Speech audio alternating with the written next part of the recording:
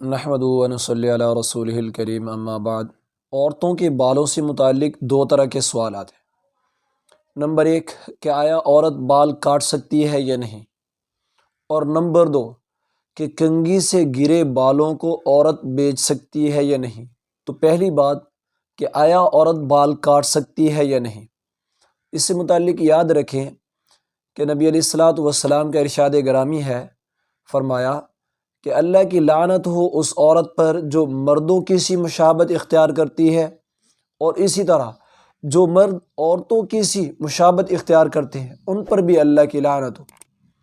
تو یہاں پہ آپ صلی اللہ علیہ وسلم نے ان عورتوں پر لعنت فرمائی ہے جو مردوں کی طرح بننے کی کوشش کرتے ہیں، وضع قطع میں، لباس میں یا بال کٹوانے میں۔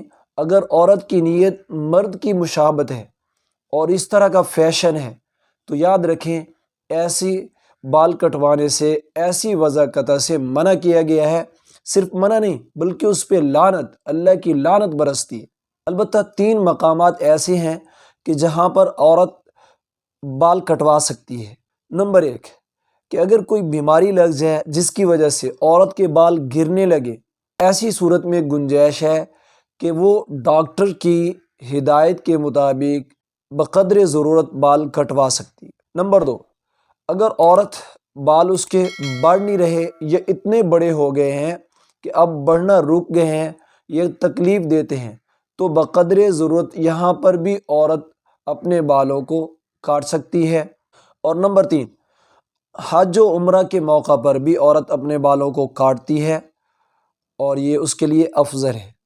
تو ان 3 مقامات کے علاوہ محض فیشن کے لیے جو ماڈرنزم کا ایک حصہ بن چکا ہے، اس کے لیے عورتوں کو بال کٹوانا، عورتوں کا بال کاٹنا یہ کسی طرح سے درست نہیں اور جائز نہیں بلکہ حرام ہے۔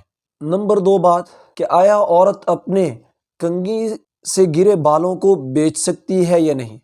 تو یاد رکھیں اللہ نے انسان کو اشرف المخلوقات بنایا ہے، اور اس کی شرافت عظمت کا تقاضا یہ ہے کہ شرعاً انسانی کسی عضو کی بیع اور بیچنا جائز نہیں، خواہ وہ بال ہوں، ناخن ہوں یا جسم کا کوئی اور حصہ ہو، انسانی کسی عضو کی بیع درست نہیں۔ لہٰذا عورت اپنے بالوں کو نہیں بیچ سکتی، اور ایسا کرنا بالکل درست نہیں بلکہ اس کے لیے مستحب ہے، اگر پوسیبل ہو تو ان بالوں کو اور اسی طرح کٹے ہوئے ناخنوں کو دفن کرنا چاہیے۔ یہ ان کا ادب ہے اور ان کے لیے بھی بہترین ہے، اچھا ہے۔ بعض اوقات ہوتا یہ ہے کہ ہمارے معاشرے میں ان بالوں کو، ناخنوں کو ہم روڑی پہ پھینک دیتے ہیں۔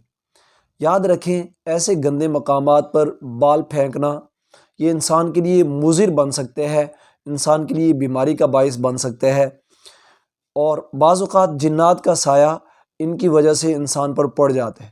تو اس واسطے بہتر صورت یہی ہے کہ ان کٹے ہوئے ناخنوں کو اور ان بالوں کو دفن کرنے کی کوشش کرنی چاہیے تاکہ ہماری زندگی خوشحال ہو، اور نبی علیہ الصلاۃ والسلام کی سنتوں کو اپنانے کی وجہ سے انشاءاللہ گھر میں ہر طرح کی خوشیاں آئیں۔